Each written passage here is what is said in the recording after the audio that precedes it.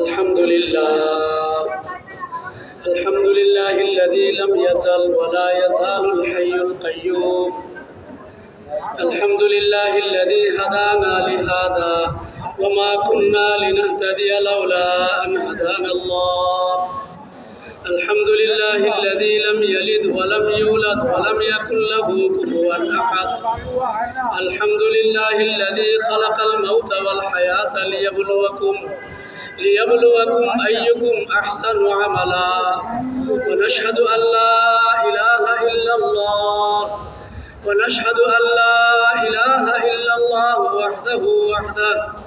وحده لا شريك له. ونشهد أن محمدا عبده ورسوله. أما بعد فأعوذ بالله من الشيطان الرجيم. بسم الله الرحمن الرحيم. إن الذين قالوا ربنا الله ثم استقاموا فلا خوف عليهم ولا هم يحزنون. أولئك أصحاب الجنة خالدين فيها جزاء بما كانوا يعملون. وقال سبحانه وتعالى: بل تؤثرون الحياة الدنيا والآخرة خير وأبقى. إن هذا لفي الصحف الأولى صحف إبراهيم وموسى. وقال رسول الله صلى الله عليه وسلم: الدنيا مزرعة الآخرة. وقال عليه الصلاة والسلام: المؤمنون هينون لينون كالجمل الآنف، إن قيد انقاد وإن أنيخ على صخرة استناخ. وقال رسول الله صلى الله عليه وسلم: غدوة في سبيل الله أو روحة خير من الدنيا وما فيها. أو كما قال رسول الله صلى الله عليه وسلم. দাওয়াতের নিসবতে, দাওয়াতের মার্কাজে, দাওয়াতের কথা বলার জন্য এবং দাওয়াতকে বোঝানোর জন্য, দাওয়াতের টাকা জানিয়ে লাব্বাইক বলার জন্য আমরা এখানে জমা করছেন কে? আল্লাহ। তৌফিক কে দিয়েছেন? আল্লাহ। ওমা তৌফিকি ইল্লা বিল্লাহ। সমস্ত তৌফিক দেনে বলা আল্লাহ। লা হাওলা ওয়ালা কুওয়াতা ইল্লা বিল্লাহ। নেক কাজের তৌফিক আল্লাহই দেন, গুনাহ থেকে বাঁচার তৌফিক আল্লাহই দেন। লা হাওলা আলা তাআ, কেউ আনুগত্য করতে পারে না, কেউ নেক আমল করতে পারে না আল্লাহর দেওয়া তৌফিক ছাড়া। ওয়ালা কুওয়াতা আলাল মাসিয়া, এবং গুনাহ থেকে বেঁচে থাকার শক্তি কারো নাই ইল্লা বিল্লাহ। আল্লাহ যাকে গুনাহ থেকে বাঁচাইবেন, আল্লাহ যাকে নাফরমানি থেকে বাঁচাইবেন, আল্লাহ যাকে জাহান্নামওয়ালা কাজ থেকে বাঁচাইবেন, সেইগুলি থেকে বাঁচতে পারবে। মেরে মোহতারাম হাজির, আল্লাহ কোরআনে কারীমের মধ্যে বলেন: ওয়ামা তাশাউনা ইল্লা আইয়াশা আল্লাহু রাব্বুল আলামিন। তোমরা যা চাও তা হয় না, আমি আল্লাহ যা চাই তাই হয়। করনে ওয়ালা জাত আল্লাহ, ফাআলুল লিমা ইউরিদ। আল্লাহ পাক যা চান তাই করেন। ইন্নামা আমরুহু ইযা আরাদা শাইআন আন ইয়াকুলা লাহু কুন ফায়াকুন। যখন আপনারা আমার আল্লাহ কোনো কিছু করতে চান, তখন বলেন যে হও, সাথে সাথে হয়ে যায়। এমন এক আল্লাহ মোহতারাম হাজির, আপনাকে আমাকে এখানে জমা করছেন, আপনাকে আমাকে দাওয়াতের মারকাজে আল্লাহ পাক আপনাকে আমাকে একত্রিত করছেন। দাওয়াতের ফিকির কি করে আপনার আমার মধ্যে আসে? নাজাতের ফিকির কি করে আপনার আমার মধ্যে আসে? দাওয়াতের ফিকির মানে কি? নাজাতের ফিকির, নিজের মুক্তির ফিকির, পুরো উম্মতের হেফাজত এবং মুক্তির ফিকির। আল্লাহ পাক কোরআনে কারীমের মধ্যে বলেন: ইয়া আইয়ুহাল্লাযীনা আমানু কু আনফুসাকুম ওয়া আহলিকুম নারা ওয়াকুদুহান নাস ওয়াল হিজারা আলাইহা মালাইকাতুন গিলাযুন শিদাদুন লা ইয়াসুনাল্লাহা মা আমারাহুম ওয়া ইয়াফআলুনা মা ইউমারুন। এই ঈমানওয়ালারা, তোমরা নিজেকে রক্ষা করো এবং নিজের আহালদেরকে রক্ষা করো। কিসের থেকে বাঁচাইতে হবে? বলে নারা, জাহান্নামের আগুন থেকে বাঁচাও। ওয়াকুদুহান নাস ওয়াল হিজারা, কেননা জাহান্নামের আগুনের যে ইন্ধন বা লাকড়ি, জাহান্নামের আগুনের যে লাকড়ি হবে, এই লাকড়ি হলো দুই জিনিস, এক হলো মানুষ আর এক হলো পাথর।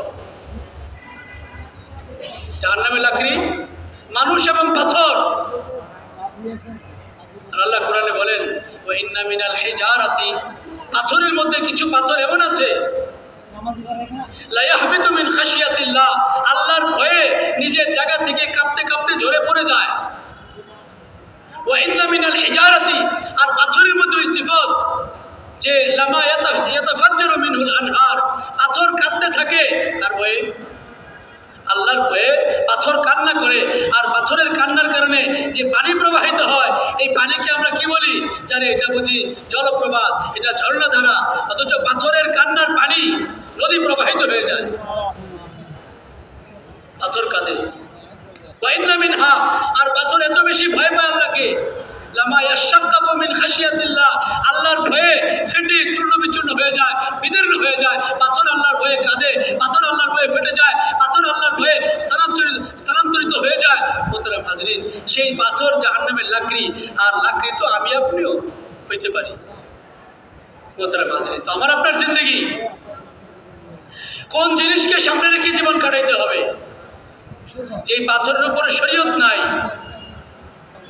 আর আপনাকে আমাকে হুকুম দেওয়া হয়েছে যে আল্লাহকে ভয় করে চলো। ইয়া আইয়ুহাল্লাযীনা আমানু, হে ঈমানওয়ালারা, ইত্তাকুল্লাহ, আল্লাহকে ভয় করো, হাক্কা তুকাতিহি, যতটুকু ভয় করার দরকার। ইয়া আইয়ুহাল্লাযীনা আমানু ইত্তাকুল্লাহ হাক্কা তুকাতিহি ওয়া লা তামুতুন্না ইল্লা ওয়া আনতুম মুসলিমুন, পরিপূর্ণ মুসলমান না হয়ে কবরে আসিও না।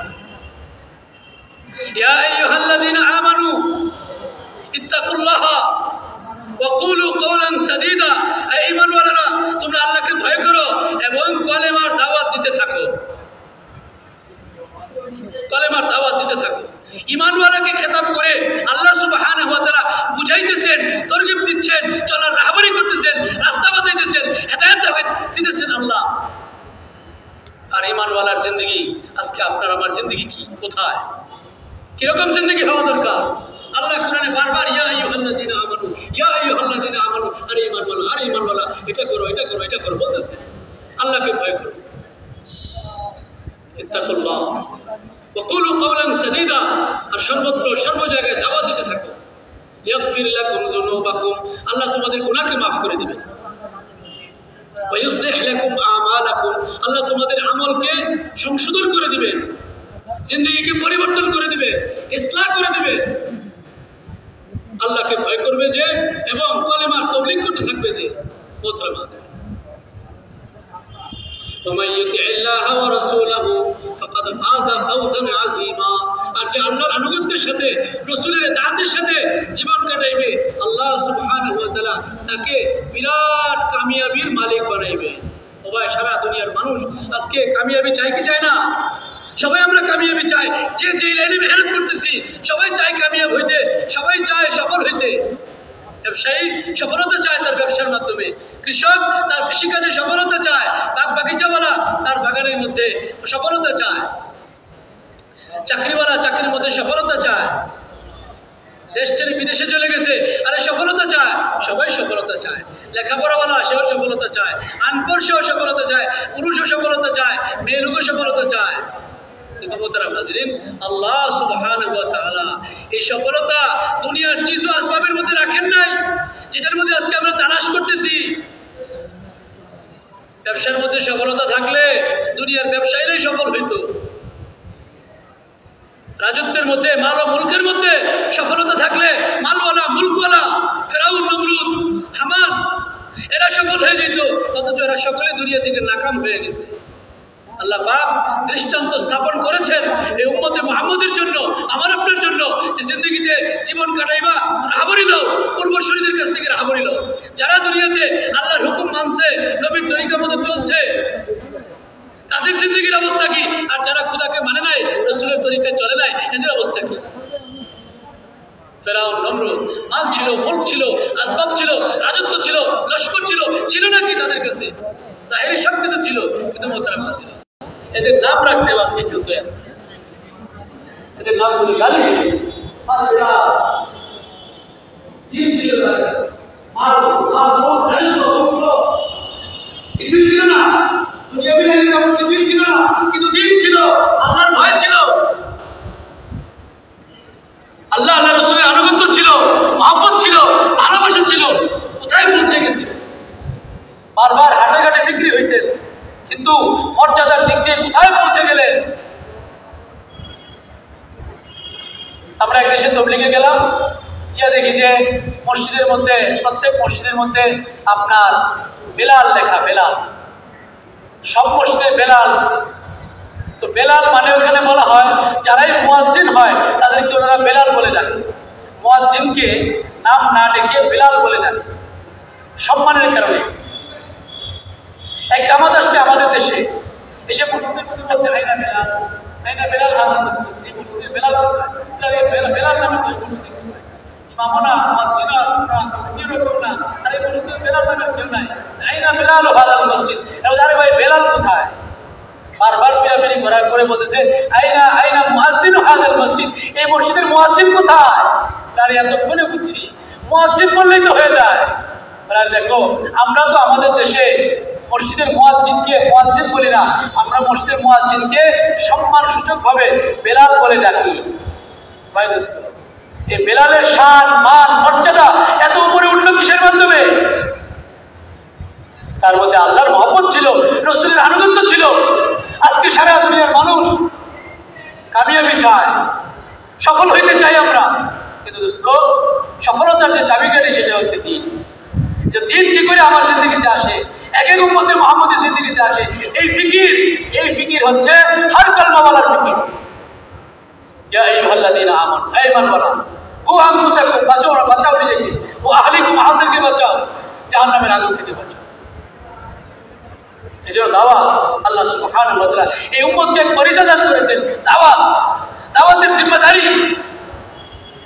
আজকে আমরা নিজের ব্যবসাকে সামলানো, পরিবারকে সামলানো, চাকরিকে সামলানো, এগুলি জিম্মাদারিকে বুঝছি, কিন্তু ভাই দোস্ত ওই পরিমাণকে আমরা দ্বীনের জিম্মাদারি, আল্লাহর পয়গামকে আল্লাহর বান্দা বান্দী পর্যন্ত পৌঁছানো, এই জিম্মাদারিকে আমরা বুঝছি।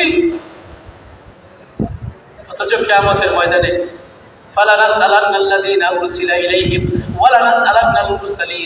নবীদেরকে যেরকম জিজ্ঞাসা করা হবে তাদের দায়িত্বের ব্যাপারে, জিম্মাদারির ব্যাপারে এক এক উম্মতকে জিজ্ঞাসা করা হবে।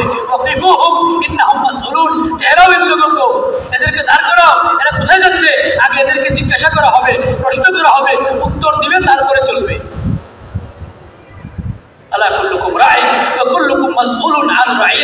প্রত্যেকে জিম্মাদার, প্রত্যেকে তাদের জিম্মাদারি সম্পর্কে জিজ্ঞাসা করা হবে। ভাই আল্লাহ সুবহানাহু ওয়া তাআলা যেভাবে নবীদেরকে দুনিয়াতে পাঠাইছেন জিম্মাদারি দিয়া, দায়িত্ব দিয়া, ওয়ালাকাদ আরসালনা নূহান ইলা কওমিহি ফাকালা ইয়া কওমি ইবুদুল্লাহ মা লাকুম মিন ইলাহিন গায়রুহু আফালা তাত্তাকুন। আল্লাহ পাক নূহ আলাইহিস সালামকে পাঠাইলেন, ও নূহ আলাইহিস সালামকে পাঠাইলেন তার কওমের কাছে, আর নূহ আলাইহিস সালামকে দাওয়াত দিলেন।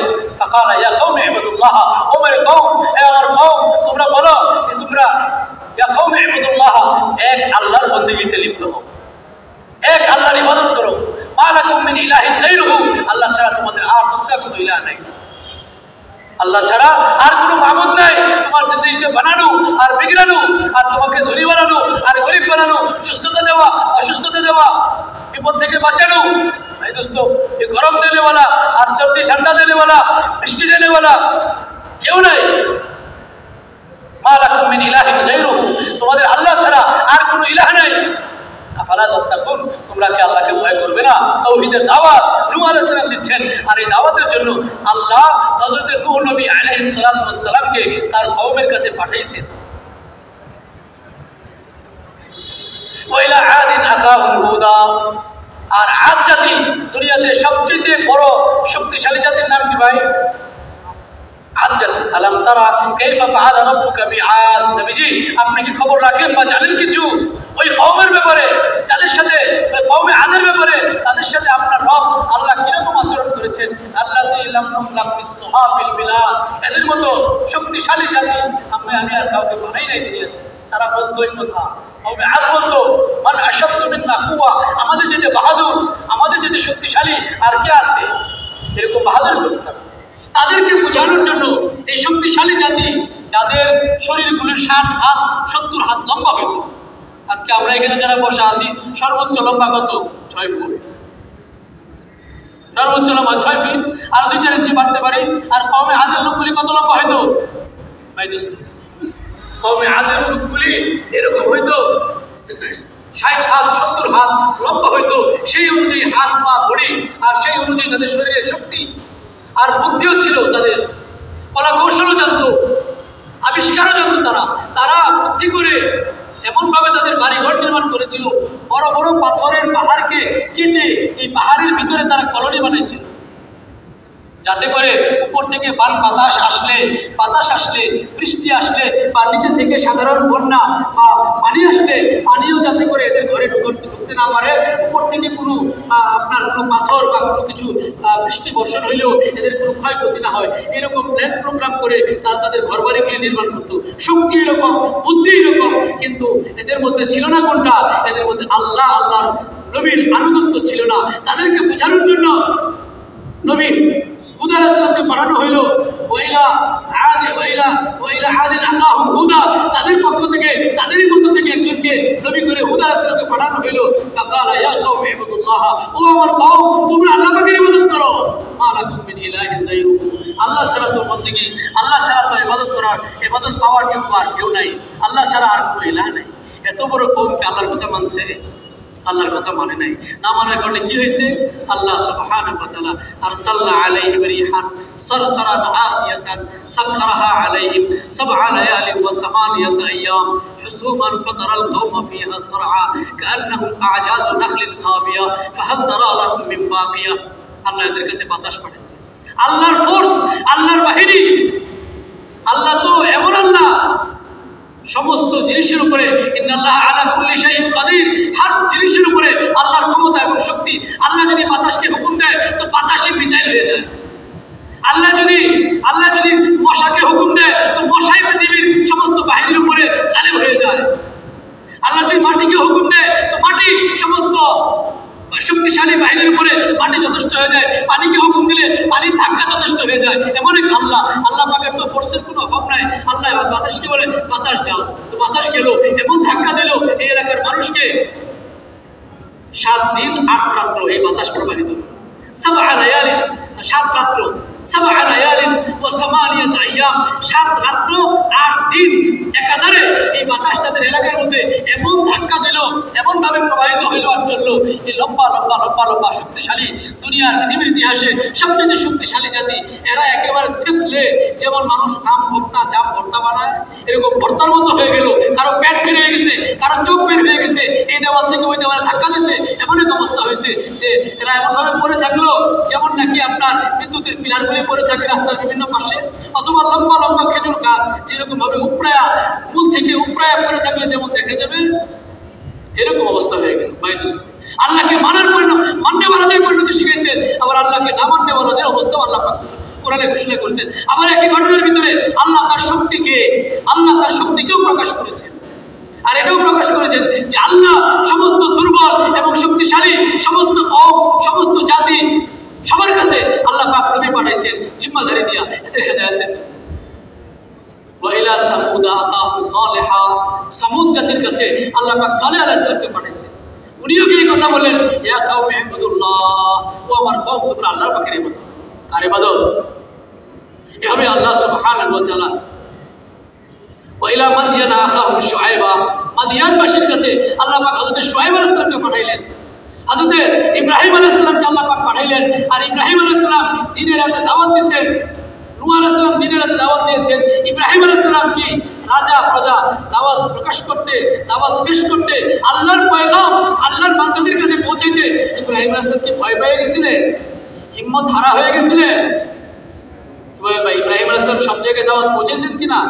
সব জায়গায় দাওয়াত পৌঁছেছেন। নিজের বাবাকে দাওয়াত দিচ্ছেন, রাষ্ট্রপ্রধানকে দাওয়াত দিচ্ছেন, কওমের সর্দারদেরকে দাওয়াত দিচ্ছেন। আর এই কথা বলতেছেন আল্লাহ পাকের বরত্ব বলে বলে, আল্লাহ পাকের কুদরত বলে বলে, আল্লাহ পাকের শক্তিকে নিয়ামতকে স্বীকার করায় রাব্বি আল্লাযী ইউহয়ী ওয়া ইউমীত, আমার আল্লাহ তিনি, আমি সেই আল্লাহর দিকে ডাকতেছি যে আল্লাহ জীবন দান করেন, যে আল্লাহ মওত দান করেন।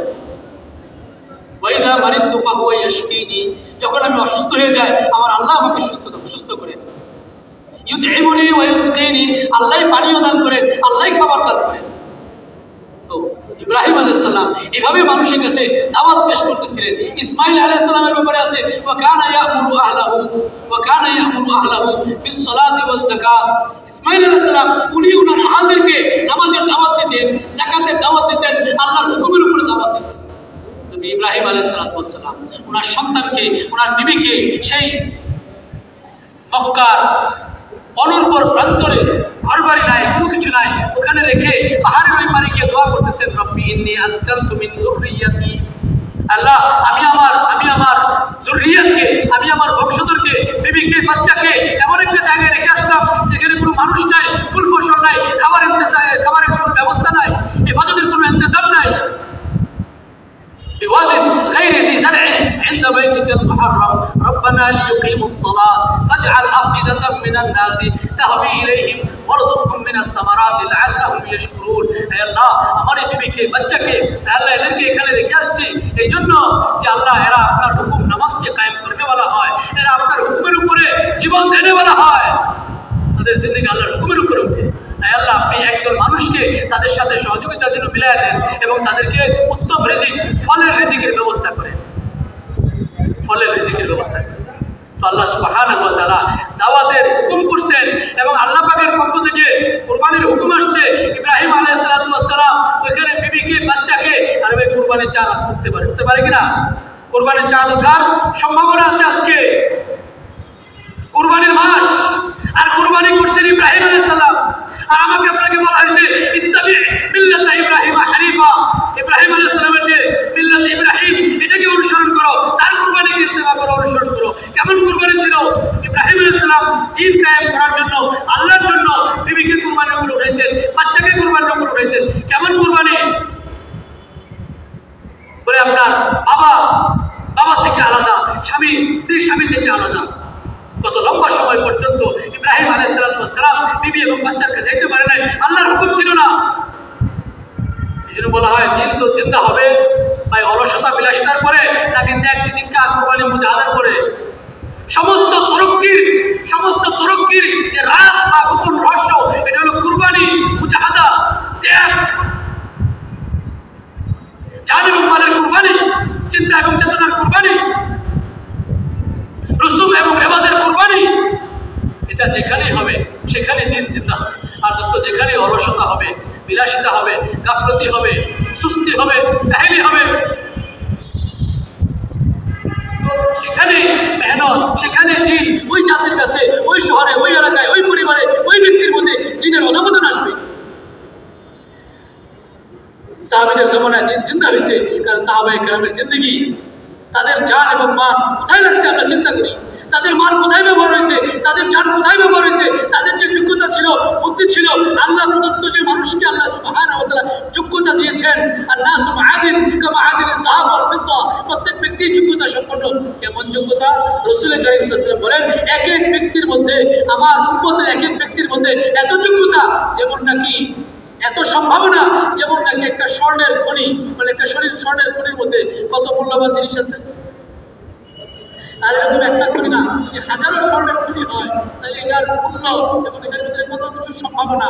আল্লাহ নবী সাল্লাল্লাহু আলাইহি ওয়াসাল্লাম বলেন আমার এক এক উম্মতের মধ্যে এরকম হাজারো স্বর্ণ এবং রূপার খনির সমষ্টির মধ্যে যে যোগ্যতা বা যে আপনার সম্ভাবনা, এর চেয়ে বেশি সম্ভাবনা উম্মতের এক এক ব্যক্তির মধ্যে রয়ে গেছে।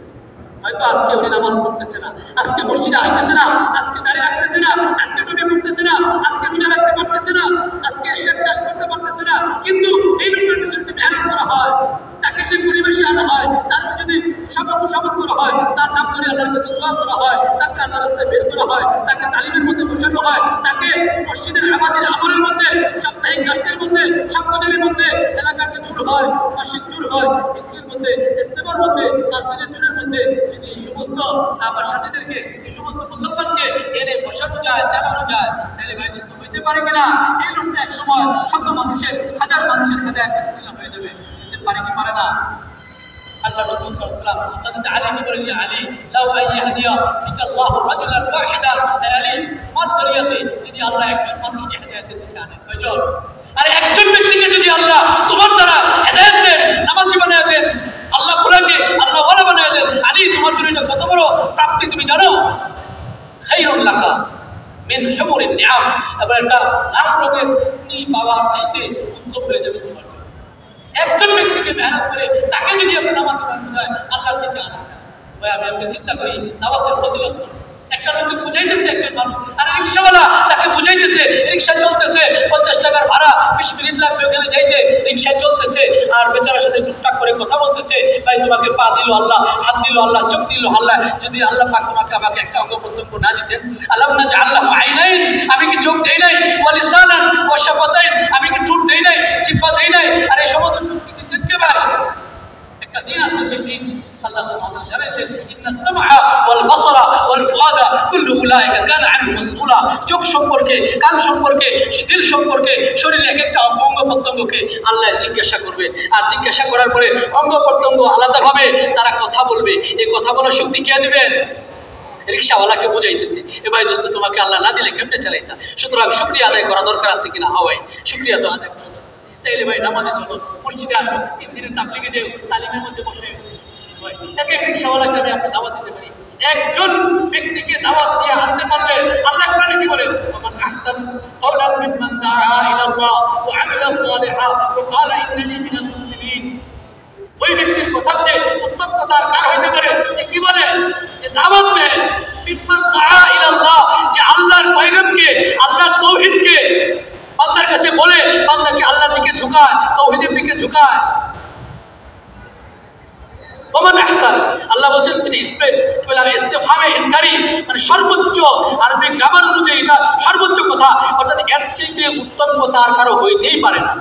দুনিয়াতে যত কথা আছে সবচেয়ে উত্তম কথা কিসের কথা ভাই? দাওয়াতের কথা। দাওয়াতের এক এক কথা, এক এক বছরের ইবাদতের নেকি, দাওয়াতের রাস্তার এক একটা কদম 700 গুনাহকে আল্লাহ মাফ করে দিবেন, 700 নেকি দান করবেন, 700 মর্যাদা বুলন্দ করে দিবেন আল্লাহ। এই জন্য ভাই দাওয়াত দিতে সবাই রাজি আছে ইনশাআল্লাহ। দাওয়াত হইলে উম্মতের একটা ওজিফায়ে হায়াত, দাওয়াত এই উম্মতের ওজিফায়ে হায়াত, এই উম্মতের জিন্দেগির ওজিফা এটা। ভাই সকাল বিকালের ওজিফা আছে না আমাদের? সকাল বিকালের ওজিফা কি? আমাদের মুরব্বীরা বলেন ভাই সকালবেলা ইস্তেগফার করো 100 বার, আস্তাগফিরুল্লাহ আস্তাগফিরুল্লাহ, সকালবেলা দরুদ শরীফ পড়ো 100 বার, দরুদ শরীফ পড়ি 100 বার, আপনার সুবহানাল্লাহ আলহামদুলিল্লাহ লা ইলাহা ইল্লাল্লাহ আল্লাহু আকবার আছে কিনা ভাই? আমাদের 3 তাসবিহ জিকির সকাল বিকালের ওজিফা। এই উম্মতে মুহাম্মাদীর ওজিফায়ে হায়াত, জীবনের ওজিফা হইল, তার জীবনের মাকসাদ হবে আল্লাহ ভোলা মানুষকে আল্লাহর দিকে দাওয়াত দিবে, ডাকবে। অফিসে হোক, নৌকায় হোক, প্লেনে হোক, ট্রেনে হোক, রিক্সায় হোক, দোকানে হোক, মিম্বরে হোক, অজুখানায় হোক, দাওয়াত কাকে বলে? রাসূল করিম সাল্লাল্লাহু আলাইহি ওয়াসাল্লামের যে আগ্রহ এবং জজ্বা ছিল উম্মতের কাছে আল্লাহর পয়গাম পৌঁছানোর জন্য, সাহাবায়ে কেরাম যেই জজ্বাতকে লেকর, যেই জজ্বা, আগ্রহ, যেই দায়িত্ববোধকে নিয়ে এক এক ব্যক্তির কাছে যাইতেন, এক একজন ব্যক্তির কাছে পৌঁছাইতে, যদি 1 মাস ঘোরা চালাইতে হইতো, 1 মাস ঘোরা চালাইয়া একটা লোককে দাওয়াত দিতে গেছেন না সাহাবীরা? কি জজ্বা! একটা লোকের হেদায়েতের জন্য কয় মাস ঘোরা চালাইছেন? 1 মাসের ঘোরা চালানো মানে কি? আরে বাইক চালানো না, সিএনজি দিয়ে যাওয়া না, প্লেন দিয়ে যাওয়া না। আরে প্লেন দিয়ে তো 1 মাসে পুরো দুনিয়া কয়েক চক্কর দেওয়া যাবে। উট ঘোড়া দিয়া, গাধা দিয়া, উটটির উপরে উঠে 1 মাসের রাস্তা যাওয়া, কয়জন লোককে দাওয়াত দেওয়ার জন্য? একটা ব্যক্তিকে দাওয়াত দেওয়ার জন্য। কি জজ্বা ছিল, কি তরফ ছিল, নবী থেকে শিখছেন, জিম্মাদারি নিয়ে ওনারা পৌঁছাইছেন। আরে ভাই দোস্ত, তো উম্মতের কাছে আল্লাহর পয়গাম পৌঁছানোর জন্য সেই জিম্মাদারিকে নিয়ে, সাহাবীদের জজবা এবং জিম্মাদারিকে নিয়ে মানুষের কাছে আমলি ভাবে দিনকে পেশ করা, এটাকে দাওয়াত করা। এমন না যে আমি তো নামাজের দাওয়াত দিয়ে আসলাম, এখন আমি মোবাইল নিয়ে বসে গেলাম, আমি এখন ব্যবসা নিয়ে বসে গেলাম, কোথায় আমার নামাজ? না, আমি গিয়ে তাকে মসজিদে আসার দাওয়াত দিলাম, তালিমের দাওয়াত দিলাম, আমি তালিমে বসলাম না, না, বরঞ্চ ওই ব্যক্তির দিন উত্তম দিন, যে ব্যক্তি মানুষকে আল্লাহর দিকে দাওয়াত দেয়, দাআ ইলাল্লাহ ওয়া আমিলা সালিহা, এবং নিজেও নেক আমলের উপরে জীবনকে উঠায়।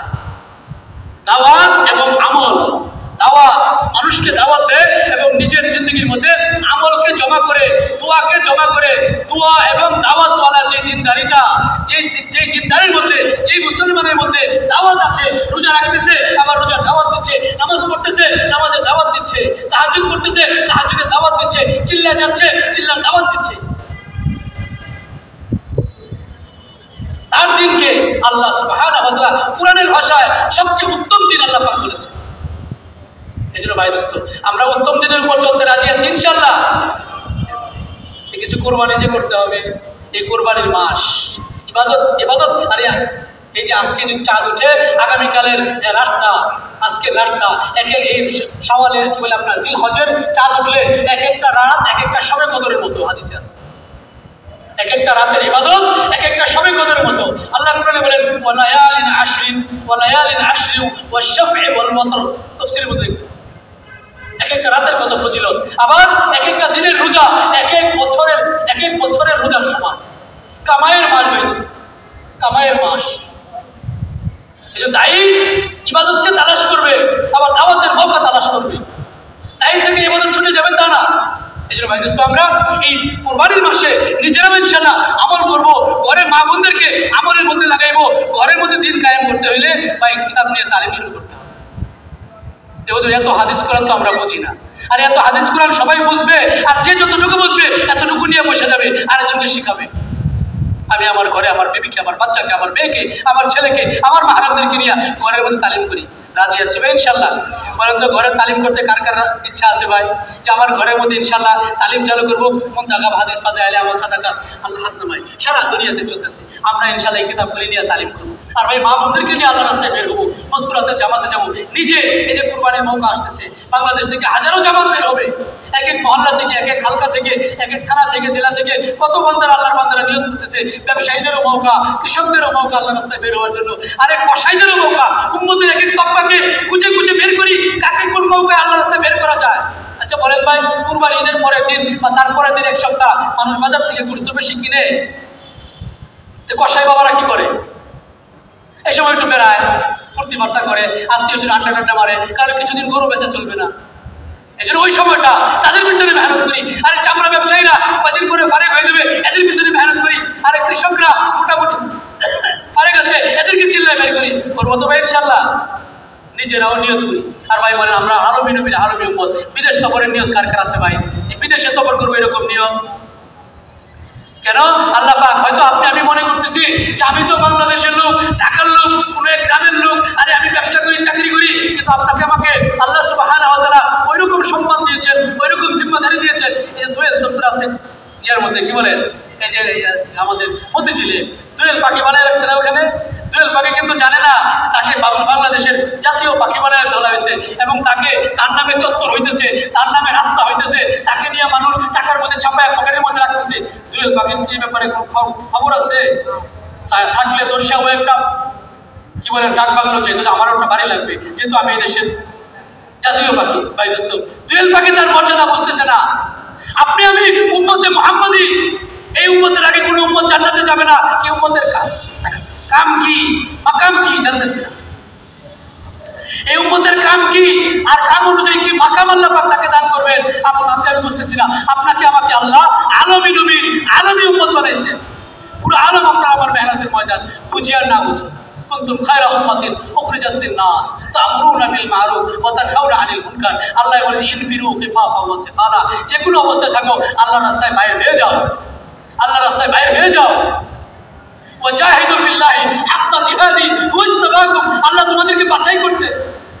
আল্লাহর রাস্তায়, আল্লাহর পথে মুজাহাদা করার মতো মুজাহাদা করো, জিহাদ করার মতো জিহাদ করো, কষ্ট করার মতো কষ্ট করো। মনে রেখো ইন্নাকা কাদিহুন ইলা রাব্বিকা কাদহান ফামুলাকি, তুমি আল্লাহর জন্য কষ্ট করবা, ক্লান্ত হবা, পরে আল্লাহর সাথে তোমার সাক্ষাৎ হবে। আল্লাহর সাথে সাক্ষাৎ চাই তো? এতে মৌলানা ইলিয়াস রহমাতুল্লাহ আলাইহি বলছেন, যদি তোমরা চাও যে আল্লাহর সাথে, রবের সাথে সাক্ষাৎ করবা, তো আল্লাহ মুজাহাদার পাহাড়ের ওই পাশে থাকেন।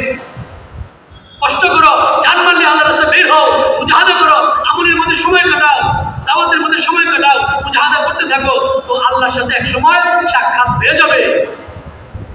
এই জন্য ভাই দোস্ত, পুরা দুনিয়াতে আজকে জামাতের টাকা যা, অস্ট্রেলিয়াতে টাকা যা, আফ্রিকায় টাকা যা, ইন্দোনেশিয়াতে কতগুলি দিন, এক একটা দিনে একটা করে জামাত গেলে কত হাজার জামাত লাগবে। এরকম পৃথিবীতে কত বড় বড় দেশ, বাংলাদেশের কত বড় বড় দেশ পৃথিবীতে রয়ে গেছে, কত মানুষ রয়ে গেছে, তাদের কাছে কে দাওয়াত পৌঁছাবে?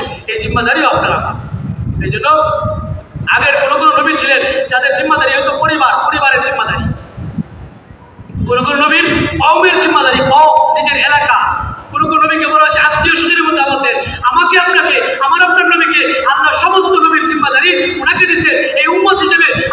আমাকে সমস্ত তবকার মধ্যে, হার তবকার মধ্যে মেহনতের জিম্মাদারি দিয়েছে।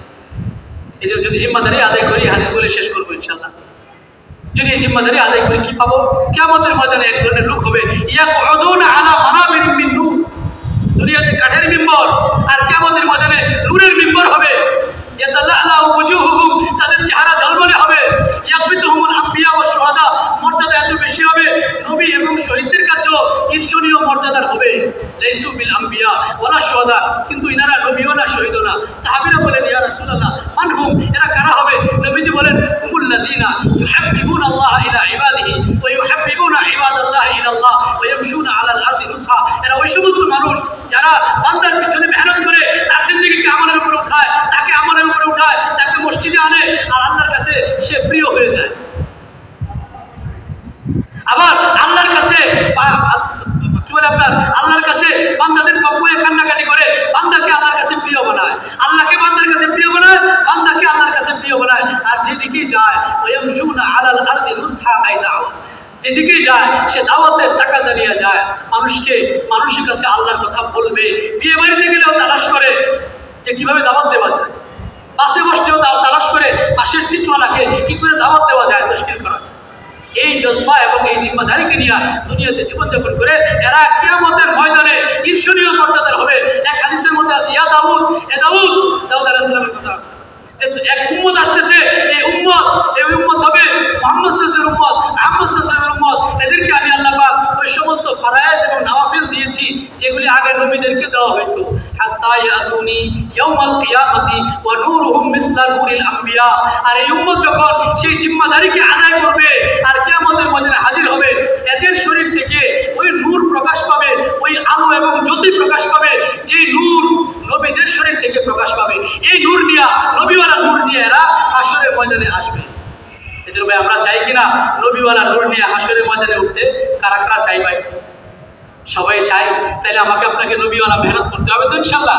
24 ঘন্টা মসজিদটা আবাদ হয়, ঘরটা আবাদ হয়, মানুষ আল্লাহ রাস্তায় দলে দলে বের হয়, আদমি থাকা যায়, মুলকি থাকা যায়, ওয়াক্তি থাকা যায়, বের হয়। এই জন্য ভাই দোস্ত আমি আর আপনি মেহনত করবো তো ইনশাআল্লাহ।